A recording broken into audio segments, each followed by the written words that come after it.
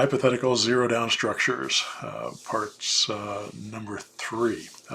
This is where we're actually going to get into a specific deal rather than just talking about the structures, which is what we did in the first 2 videos.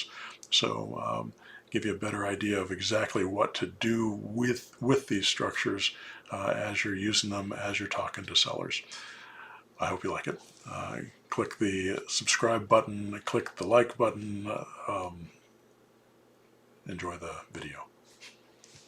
Well, let's start with this deal, and I want what I'd like you to do is start looking at the information on the left-hand side. This is going to be the hypothetical deal, and on the right-hand side, we want to look at it and say, can we do it with each of these zero down structures? So on this particular deal, can we do this one subject to? So the asking price is $128,000. The value of this property is $210,000. It needs $30,000 worth of work, and it's free and clear. They don't have a mortgage on it, and it has potential rental income after it's been fixed up of $2,000 a month. Could we do this as a subject to deal? Yes. No.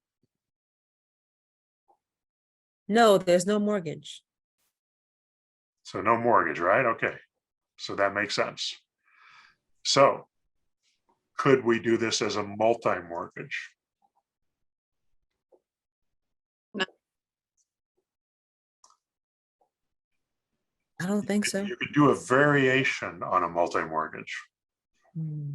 You can do a variation on a multi-mortgage. You could have them deed you the property and then take out a mortgage that you make payments to them. Instead of doing a land contract, it would be a mortgage with you having the deed, and it would give you more control. So if they were willing to sell this for $128,000 and take a mortgage on this property and deed you the property, then you could make payments to them over time. And ideally, you'd make payments that are zero interest. So you just figure out $128,000 over, the way I would do it is figure out what payment I could make. And then I would back into this number. If I know that I can make payments on $128,000, if I know I'm going to get $2,000 a month of income, what I would do is subtract the taxes. So let's say taxes are $300 a month. So $2,000 minus $300 in taxes. And let's say my insurance is $100 a month. So I subtract that, and that leaves me with $1,600 a month. And then I want to have cash flow. So on this particular deal, I'd like to get $200 or $300 a month positive cash flow. So let's say I want $300 a month positive cash flow. So I subtract that from the $1,600, and that brings me down to $1,300 a month is the payment that I could make on this property. So I take that $1,300 a month and I take $128,000 and I divide it by 1,300. And that gives me 98 months. I divide that by 12 and that gives me 8.2 years. So this would be an 8-year mortgage that I'd be making payments of $1,300 a month on. All of that would be going towards principal. It would be such a sweet deal. This would be such a sweet deal, especially if you're getting it with that much equity in the property to be built in right away. This would be a really nice one. So you got $300 a month positive cash flow. You've got your taxes and insurance being paid for. You've got $1,300 a month going to the seller, paying off that mortgage in 8 years. So you have a really nice, portfolio property. Now you're going to have to go in there and do $30,000 of work. You got to find that money. So that means it's going to have to come out of your pocket, or you're going to have to borrow it, or you're going to have to come up with it somehow in order to do that work. But once you do that, you're going to have a property that's worth $210,000. So you're building $70,000 worth of equity into it for $30,000 of your pocket. Plus, you're buying this property down. You're going to have it paid off in 8 years, and you're going to get your income back as well, because if you got $30,000 into it, you're getting $300 a month positive income. That's 100 months. So you're going to be getting, it's going to be paying off the $30,000 that you put into it in about that same period of time as well. So don't confuse this, because this is what he just said is incredibly, incredibly awesome. So you have two profits. You have your equity buy down at the $1,300 a month plus your cash flow. So if you say your cash flow is, I don't remember the numbers, but say it's $300, you're really making $1,600 a month off this property, because you got $1,300 in equity and $300 in cash flow. So you're making That's on top of the $70,000 worth of equity that you bought into the property. Right. So every month you're adding that $1,300 payment is profit to you. It's just an equity, and then your $300 is cash flow. So don't be greedy and try to get too much cash flow and too much equity. Just kind of balance it out a little bit, like you just did. But you're not pulling this off unless you have $30,000 Yeah. to fix up the property, unless you do something a little different. The other option you could do is you could take this property with this type of mortgage and turn around and sell it on a land contract. And let's say you give whoever you're buying on a land contract, sell it to them for 190 and let them do the work. Or sell it to them for full price, which you probably could do if it's an end user, and let them do the work, depending on what's wrong with the property. And then they could do the problem is it makes you a slumlord if they don't do the work. So there's two ways that you got to look at this, Joe. I think maybe we're getting too deep into the weeds, but you could just assign the contract that you already have with your seller.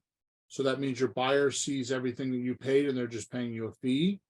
If you have a big spread, you can buy on a land contract, right, Joe? And then sell on a land contract, a separate land contract, right?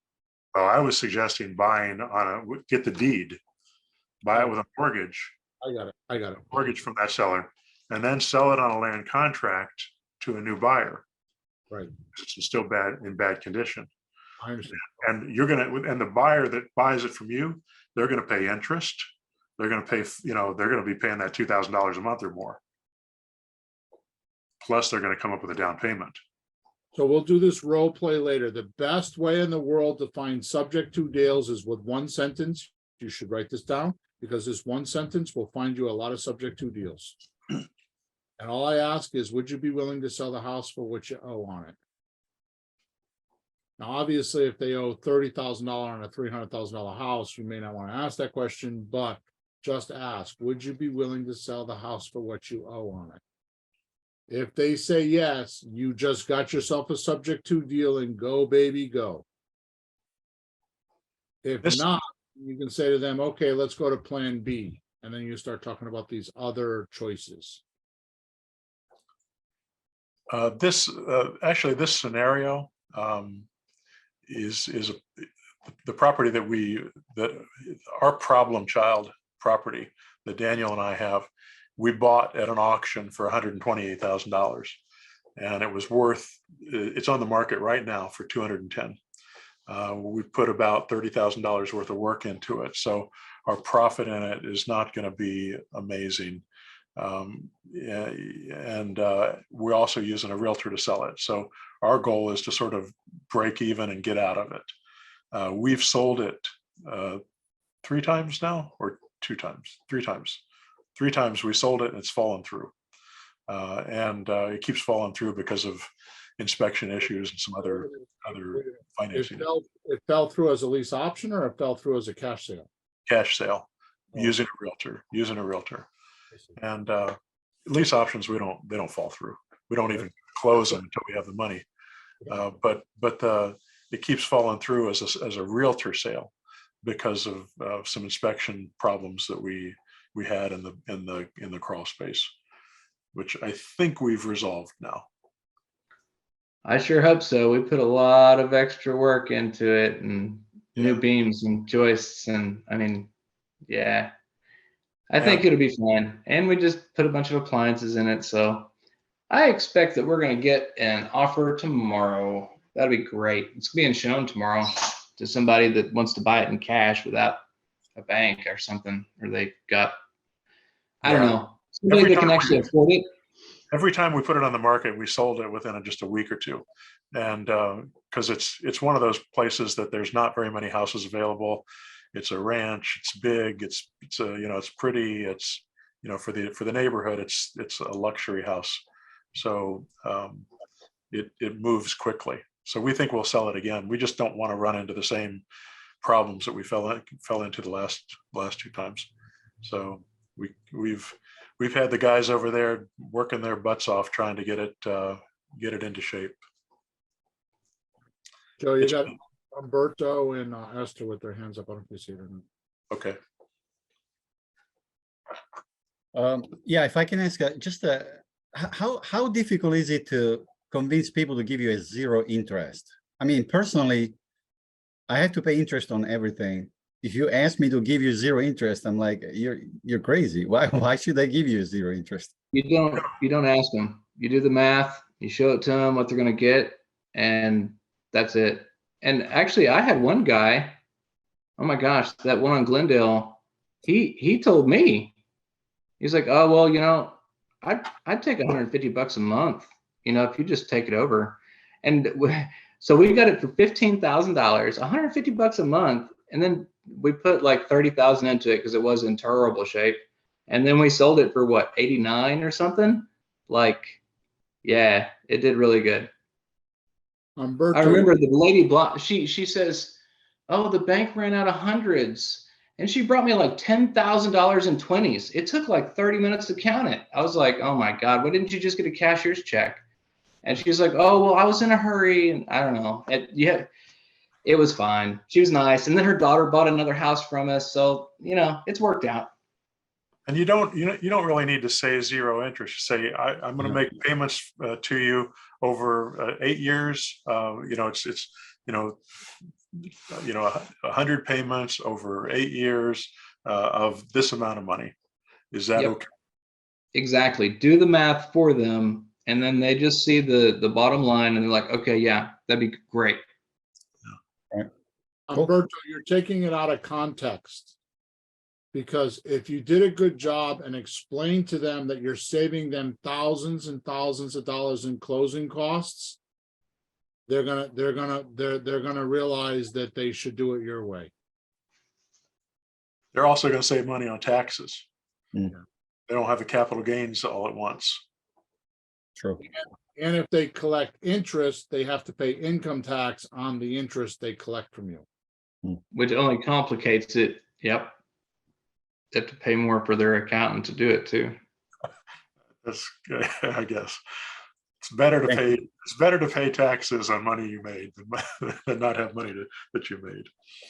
So I usually, don't know if you can tell people you don't got to pay as much taxes, then they're like, oh, that'd be great. They don't realize, oh, that's because I'm not getting as much money. so usually this is like the furniture store that says they'll give you 60 months interest free. Instead of paying $1,000 for the couch, you're paying $1,600 for the couch. It's the same principle. So they're making more money by doing this with you, so they shouldn't split hairs on the interest. And if you explain it correctly, it's not a problem. I say I can give you principal only payments, or like Joe says, here's how much the payments are. Because if you don't explain it to them and you go to paperwork, you'll have to explain it to them then. So just make sure before you go to paperwork, they understand. Great, thank you. And oh yeah, by the way, Joe, I'm not going to do this. I think you should do this. Just because Umberto won't take no interest loans, does that mean that he should not ask? Just because Umberto wouldn't do subject to, does that mean he shouldn't ask? Yeah, you'll never ever sell a property subject to. You would never do that. That's insane to do that. But it's insane because you're the most ethical person in the room. you know, and somebody else can screw you. Whereas if you take it subject to, you know, you're going to watch out for that person and you're going to protect them. That's why it makes sense for us to do it and not them.